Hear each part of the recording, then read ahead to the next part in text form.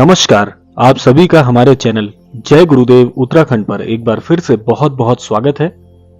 आशा करते हैं कि आप सभी स्वस्थ होंगे। इसी कामना के साथ आइए बिना देर किए हुए लेकर चलते हैं आपको आज के अद्भुत विशेषांक की ओर। क्या आप भी अपने जीवन में कर्ज से परेशान हैं? क्या आपके जीवन में भी ऐसी स्थिति चल रही है कि बहुत सा कर्ज हो गया है, लेकिन जीवन से वह कर्ज जाता ही नहीं है? रातों की नींद आपकी खराब हो गई है, जीवन में कोई सुख नहीं बचा और सदैव ऐसा लगता है कि जीवन नर्क के समान हो गया है। अगर आपके साथ भी ये परेशानी चल रही है तो आज के इस अद्भुत क्रमांक में हम 3 उपाय आपको ऐसे बताने वाले हैं जिससे कि आप अपने जीवन से कर्ज से सदा के लिए मुक्ति प्राप्त कर सकते हैं। बहुत से लोगों के इस क्रम में प्रश्न आ रहे हैं कि कोई ऐसा प्रमाणिक सा उपाय आप बताएं जिससे हम जीवन में कर्ज से मुक्ति प्राप्त कर सकें। तो आपके अनुग्रह पर आज के ये 3 उपाय हम आपके लिए लेकर आए हैं। तो आइए बिना समय व्यर्थ किए हुए बढ़ते हैं आज के अद्भुत क्रमांक की ओर। तो आज इस क्रमांक में जो 3 उपाय हम आपको बताने वाले हैं, बड़े ही ध्यान से आपको सुनना है, इनका अनुसरण करना है। अगर इनके अनुरूप आप जीवन में आगे बढ़ते हैं, निश्चित तौर पर आपके जीवन से आपको कर्ज से बहुत शीघ्र मुक्ति मिल जाएगी। तो आइए बढ़ते हैं पहले उस अद्भुत उपाय की ओर जो कि आपको करना है।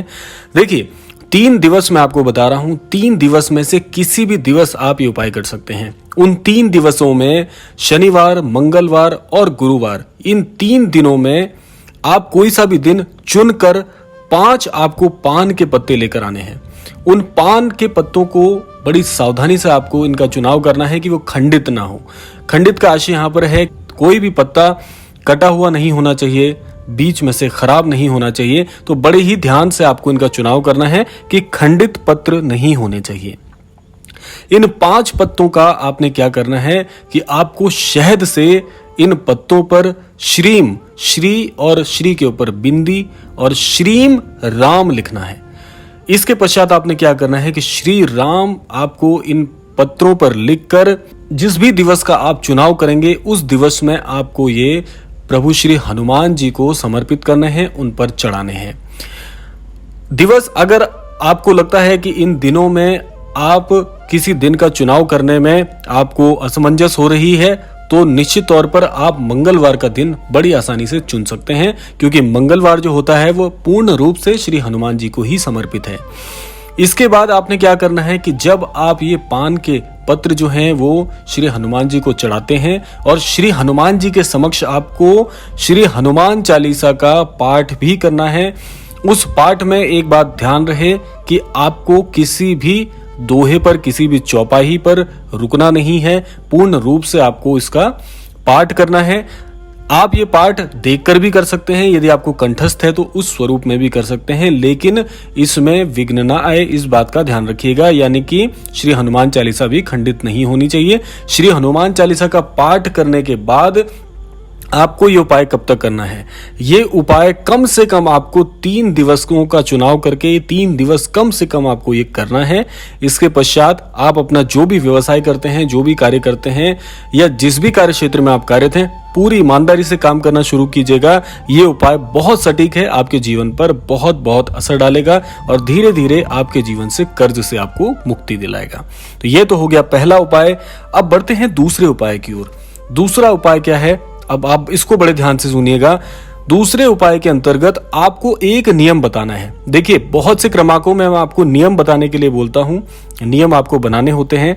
ये नियम आपको क्या करना है कि अगर आपकी स्थिति ऐसी है कि बहुत सारा कर्ज है, आपको बहुत ज्यादा कर्ज की स्थिति में जब आपको ऐसा लग रहा हो कि जीवन में अब कोई मार्ग नहीं बचा, तो एक नियम बनाना है जो कि 40 दिवस का है। ये 40 दिवस आपको श्री हनुमान चालीसा का पाठ नियमित रूप से अपने गृह स्थान पर करना है। अगर आप इन 40 दिनों में श्री हनुमान चालीसा का पाठ मंदिर में जाकर भी करना चाहते हैं प्रतिदिन, तो ये और भी अच्छी बात है। अगर आप मंदिर में नहीं जा सकते और घर से ही आप इसको करना चाहते हैं तो गृह स्थान पर 40 दिन का ये नियम बनाइएगा। 40 दिन श्री हनुमान चालीसा का नियमित रूप से पाठ करें। पाठ कब करना है? जो भी समय आपको चाहे। प्रातःकालीन आप पूजा करते हैं, उस प्रातःकालीन पूजा के अंतर्गत भी ये पाठ कर सकते हैं। संध्याकालीन पूजा करते हैं तो संध्याकालीन पूजा में भी आप श्री हनुमान चालीसा का पाठ कर सकते हैं। लेकिन 40 दिन का ये जो नियम है ये बीच में खंडित नहीं होना चाहिए। कैसे? मान लीजिए आपने उदाहरण स्वरूप में 11 दिन लगातार पाठ किया, लेकिन 12वां दिन जब इस नियम को निभाना था उस दिन आप ये पाठ करना भूल गए या किसी कारण से नहीं कर पाए, तो भी मैं आपको इसका समाधान बता दूं कि आपको वहां पर जब इसका खंडन हो जाता है, आप नहीं कर पाते, तो फिर से पुनः 40 दिन इसको लगातार करना ही है। क्योंकि 40 दिन का जो नियम होता है उसमें आप श्री हनुमान चालीसा को नियमित रूप से पढ़ने पर पूर्ण रूप से अपनी वाणी से, अपने मन क्रम वचन से, अपने अंतर मन से इसको सिद्ध कर लेंगे। वैसे तो श्री हनुमान चालीसा पूर्ण रूप से सिद्ध है, लेकिन आप जब कंठस्थ स्वरूप में इसका पाठ करते हैं तो ये आपकी वाणी पर भी पूर्ण रूप से सिद्ध हो जाती है।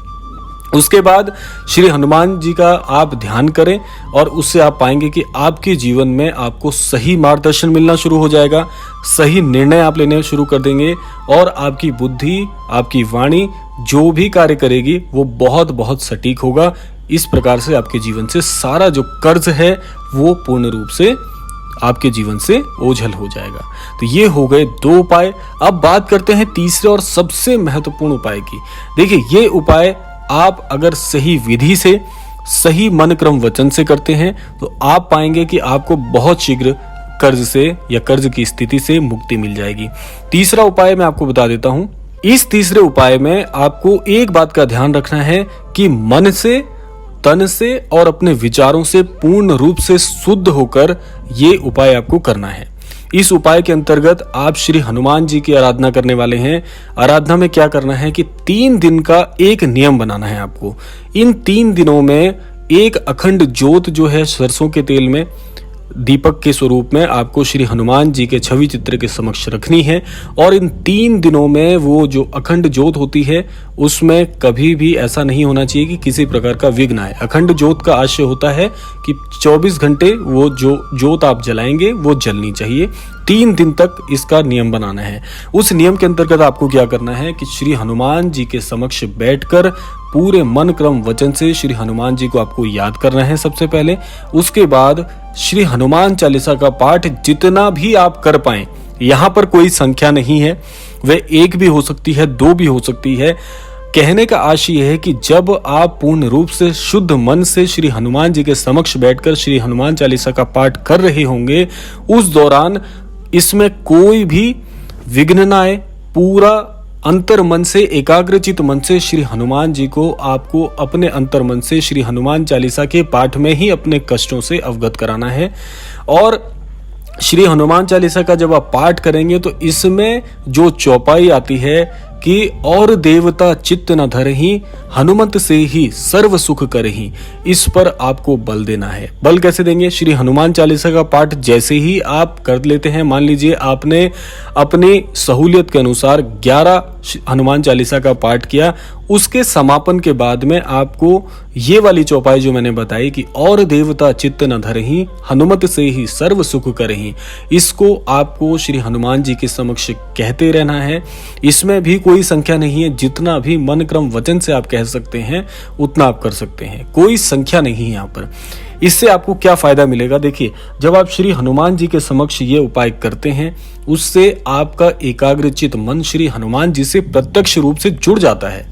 वैसे तो देखिए, श्री हनुमान चालीसा को अगर आप पूरे एकाग्रचित मन से करते हैं, मन क्रम वचन से, पूरी बुद्धि से, पूरे स्वरूप से, पूरे आकर्षण के साथ करते हैं, उससे क्या होता है कि श्री हनुमान चालीसा जो है वो प्रत्यक्ष रूप से श्री हनुमान जी से जुड़ने का एक बहुत अद्भुत माध्यम है।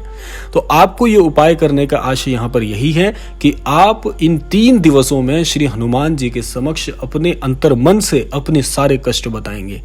उससे क्या होगा कि अगर इस उपाय को आप पूरी अच्छी विधि से अगर करने में पूर्ण रूप से अगर सफल होते हैं तो श्री हनुमान जी की कृपा आपके जीवन पर बरसनी प्रारंभ हो जाती है। धीरे धीरे जो भी आपके कार्यों में आप जिस भी माध्यम से कर्जवान हो गए थे, वहां पर आपको सही मार्गदर्शन, सही निर्णय और जितने भी आपके कार्य में बाधाएं आ रही थी, जैसे कि मान लीजिए बहुत से लोगों के कार्य क्षेत्र में बहुत सी बाधाएं आती हैं, बहुत से ऐसे शत्रु बन जाते हैं चाहे अनचाहे, जो आपके कार्य का सारा श्रेय अपने ऊपर लेते हैं, ऐसी इस प्रकार की परेशानियां आपके जीवन से पूरी तरह से हट जाएंगी और धीरे धीरे आपके कष्टों में भी आपको सुधार मिलेगा। मुख्य रूप से आपके जितने भी जीवन में कर्ज की स्थिति चल रही थी, धीरे धीरे उससे आप पार निकल पाएंगे। इतनी अद्भुत होती है श्री हनुमान जी की कृपा। तो ये 3 उपाय जो मैंने आपको बताए, अगर विधिवत रूप से आप करते हैं तो आप जीवन में देखिएगा कितने लाभ आपको प्राप्त हो सकते हैं। इसमें मैं एक बात आपको और बता दूं, यदि जीवन में आप इन 3 उपायों से अपने कर्ज की स्थिति से बाहर निकल जाते हैं तो इन तीनों नियमों को आप अपने आम तौर पर जीवन में भी अपना सकते हैं। ये बड़े शक्तिशाली 3 नियम हैं। तो यह था आज का अद्भुत क्रमांक। आशा करते हैं इस क्रमांक के माध्यम से अवश्य ही आप कुछ सीख पाए होंगे। इसी कामना के साथ अब विदा लेने का समय आ गया है। विदा लेने से पूर्व समय है प्रार्थना का। यही प्रार्थना करना चाहूंगा कि श्री महाराज जी के आशीर्वाद अनुसार सभी को सद्बुद्धि प्राप्त हो, सन्मति प्राप्त हो, इस संपूर्ण सृष्टि का, इस संपूर्ण लोक का कल्याण हो। इसी कामना के साथ विदा लेते हैं। मिलते हैं अगले क्रमांक में। तब तक के लिए जय श्री राम, जय गुरुदेव, जय उत्तराखंड।